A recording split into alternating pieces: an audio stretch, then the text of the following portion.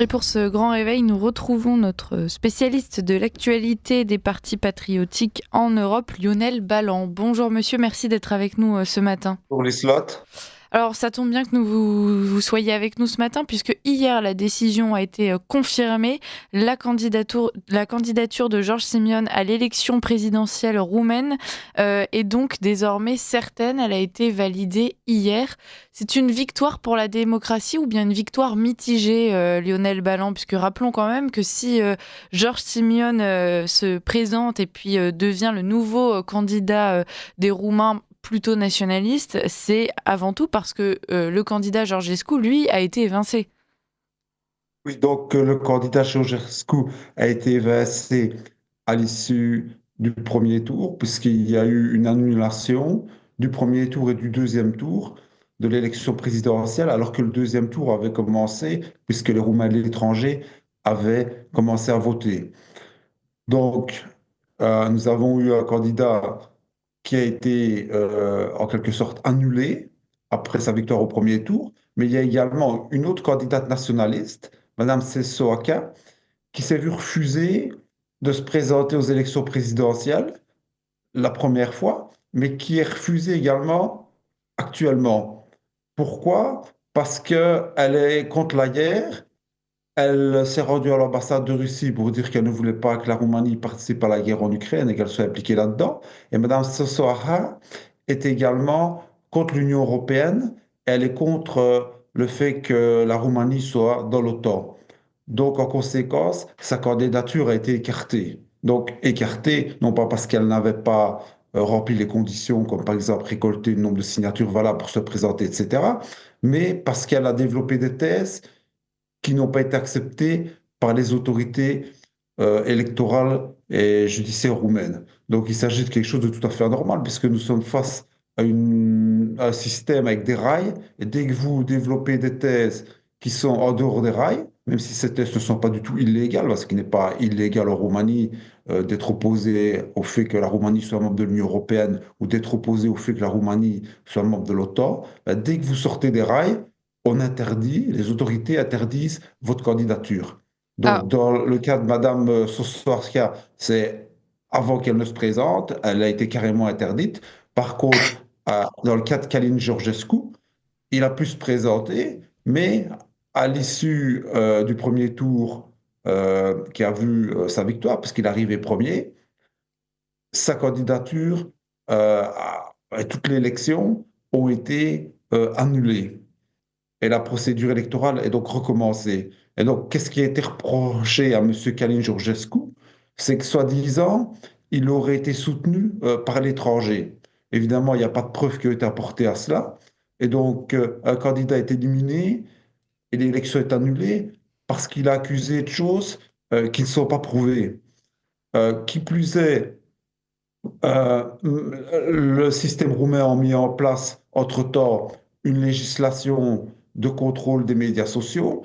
Kalin Georgescu avait utilisé notamment TikTok, donc une application chinoise de vidéos courtes, pour diffuser des messages en racontant aux gens la vérité sur, par exemple, Klaus Schwab, le dirigeant du Forum économique mondial, qu'il a connu, puisque M. Georgescu avait exercé de hautes fonctions internationales auparavant. Et donc, maintenant, les élections vont reprendre en Roumanie. Il va y avoir de nouvelles élections présidentielles, mais avec un contrôle des médias sociaux et une législation qui permet d'enlever les publications qui dérangent et également qui permet des condamnations pour la diffusion de certaines publications.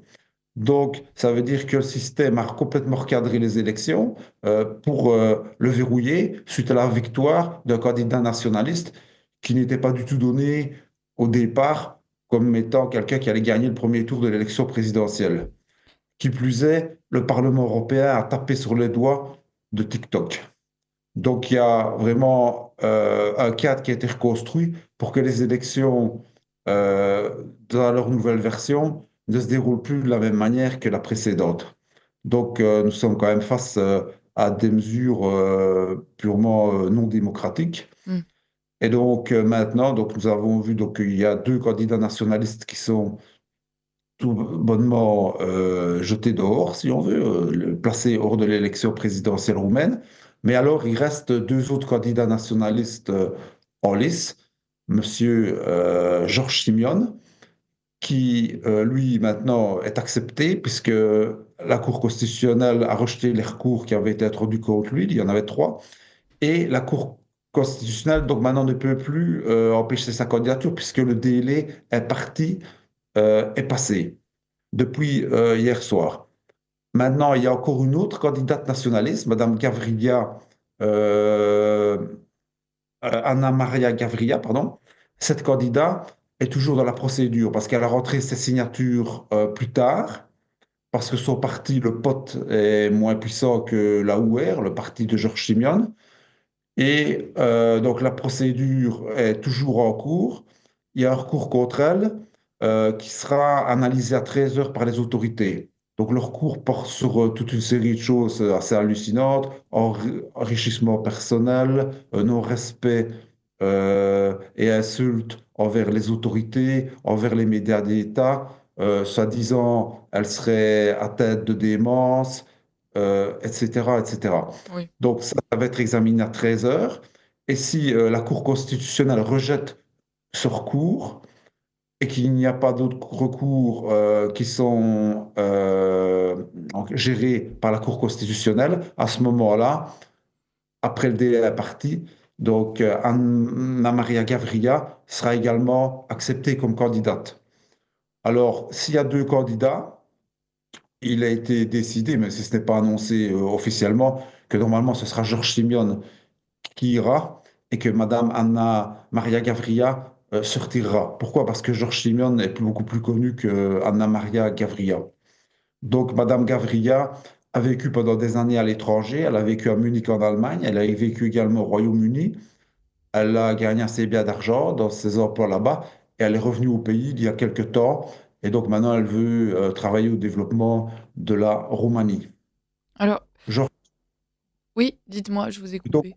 Georges Simion, bon, je le connais personnellement puisque la UR, son parti m'a invité plusieurs fois en Roumanie, m'a invité également au Parlement européen à Bruxelles, à des congrès. Georges Simion, ce qui le caractérise avant tout, c'est qu'il gère très bien les personnes, qu'il fait vraiment preuve de beaucoup d'empathie et qu'il est vraiment très bien dans les relations avec les électeurs, avec les cadres du parti, etc.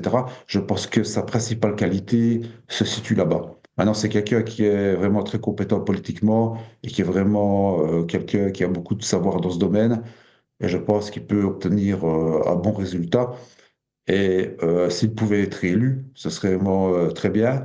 Maintenant, il faut savoir qu'il y a deux tours. Donc, pour le moment, les sondages nous indiquent que M. Simeone devrait aller au deuxième tour. Maintenant, au deuxième tour, il faut voir face à qui il va se retrouver, face à un candidat du système ou à un autre candidat Ouais. plus ou moins anti-système. On ne sait pas encore très bien. Alors, effectivement, on imagine que les qualités humaines de Georges Simeone peuvent l'aider, puisqu'il se retrouve dans un pays où la majeure partie de la population maintenant doute d'un système très corrompu, qu'il y a une fracture. Donc, bon, on imagine que ça peut être un atout. Ma question, c'est pourquoi est-ce que Georges Simeone aujourd'hui est toléré par le système en place, le même système qui, lui, en revanche, a refusé d'accepter de laisser passer Georgescu. Est-ce que c'est parce que Monsieur Simeone est plus adapté à ce système, Lionel Balland? Donc, le système en place en Roumanie, qui est issu du système d'avant, ce sont les anciens communistes qui se sont recyclés après la chute du communisme à l'Est.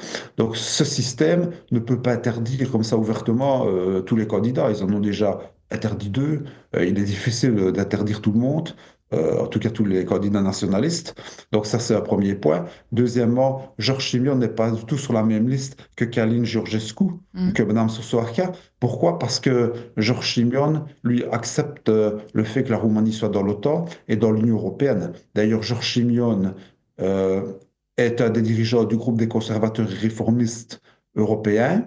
Donc, il faut savoir qu'au Parlement européen, son parti, la UR, a été accepté dans le groupe et dans le parti ECR, auquel d'ailleurs appartient également Marion Maréchal ou le parti de Madame Meloni, le Premier ministre italien, ou le parti de Monsieur Mateusz Morawiecki, qui était le Premier ministre polonais, donc de droit et justice, du PiS. Donc, ce parti, ce groupe au Parlement européen sont pro-OTAN et ils acceptent l'Union européenne sous la forme d'une Europe des nations souveraines. Donc, M. Simion n'est pas perçu comme étant quelqu'un qui veut sortir de la Roumanie, de l'Union européenne ou de l'OTAN, alors que M. Georgescu ou Mme Sosaka, eux, sont perçus clairement comme anti-OTAN et anti-Union européenne. Alors, justement, Kalin Georgescu, il a été écarté donc à cause de ces soupçons d'ingérence russe, qui n'ont d'ailleurs jamais encore une fois été démontrés, mais passons. Derrière ce que vous nous dites, on comprend que là, il y a un candidat qui est accepté parce que eh ben, il n'est pas forcément opposé à l'OTAN et l'Union européenne. Est-ce qu'on est en droit de se demander si, dans le cas de Georgescu, c'est pas réellement ça le problème, et si en l'occurrence, les ingérences, elles ne seraient pas plutôt de la part de l'Union européenne, Lionel Balland? Ah oui, c'est-à-dire que l'Union européenne ne veut pas accepter qu'un candidat anti-OTAN et anti-Union européenne soit élu à la tête de la Roumanie. Donc il faut tout pour lutter contre ça. Donc c'est ça la véritable clé. Maintenant, le système en place en Roumanie est dérangé par l'émergence de candidats qui sont vraiment contre le système, puisque tous ces gens qui sont au-dessus de la société roumaine doivent leur place au parti du système actuel. Donc, on voit qu'il y a une sorte de levée de bouclier de la part de ce qu'on pourrait appeler l'État profond. Et évidemment, on constate ça un peu partout, mais c'est toujours quelque chose qui arrive quand il y a un changement de ligne politique, puisque les anciens cadres, les cadres du système en place, ne veulent pas qu'il y ait un changement de régime, puisqu'ils savent qu'ils vont être remplacés dans les hautes fonctions par des autres qui ont des idées complètement différentes. Donc, ils défendent bec et ongle leurs privilèges. C'est un peu le principe de la nomenclatura. C'est-à-dire que quand Staline a vu que le communisme ne tenait plus trop, il a donné des avantages à certaines personnes pour que ces personnes deviennent les chiens de garde absolus de leurs privilèges et en conséquence du régime. Hmm. Alors, vous faites un parallèle assez intéressant, Lionel Balland, avec ce qui est en train de se dérouler en Allemagne. Est-ce que vous pourriez nous en dire quelques mots? Puis donc en Allemagne, il y a eu des élections il y a peu. La Chambre des députés sortante, et donc pas la nouvelle Chambre des députés, s'est prononcée hier pour réformer la Constitution et supprimer le frein à la dette. Donc, avec cette réforme de la Constitution qui est passée hier et qui a été votée par les partis conservateurs, donc la CDU, les démocrates chrétiens, et la CSU, les sociaux-chrétiens bavarois, d'une part, les sociaux-démocrates du SPD et les écologistes, euh, donc ça a été voté hier. Et donc maintenant, le futur gouvernement pourra créer plus de dettes, notamment pour le réarmement. Et pour acheter le vote des écologistes, M. Merz, qui est donc le chef de file des démocrates chrétiens de la CDU, a promis une somme énorme pour l'environnement, pour que donc les écologistes acceptent également, alors que les écologistes ne feront pas probablement partie du futur gouvernement. Et il faut également ajouter que le petit parti de gauche anti-immigration BSW, dont Mme Sarah Wagenknecht est la figure de proue, a obtenu 4,98% lors des élections législatives, qu'il faut 5% en Allemagne pour pouvoir siéger à la Chambre des députés. Et donc, il manque moins de 10 000 voix à ce parti pour pouvoir entrer à la Chambre des députés, ce qui aurait pour conséquence que la CDU-CSU et le SPD, à partir de ce moment-là, n'auraient plus de majorité et devraient recourir aux écolos pour former le gouvernement.